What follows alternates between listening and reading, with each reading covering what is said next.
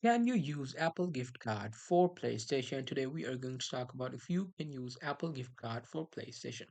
So suppose someone gave you this sort of, Apple gift card and now you want to buy it in your PlayStation. So unfortunately, you won't be able to use it on the PlayStation directly. Just because PlayStation only accept these payment method which include American Express card, Visa card, MasterCard, PayPal, PaySafe, O2, Free or EE. However, the thing that you can try is try to sell this gift card on marketplace and get that money and use that money to buy games in PlayStation.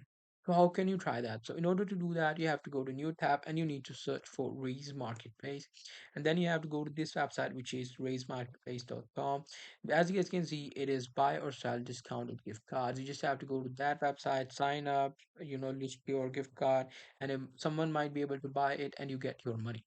So that's pretty much it. That's how I'll be able to do it. Hope you guys find this video helpful.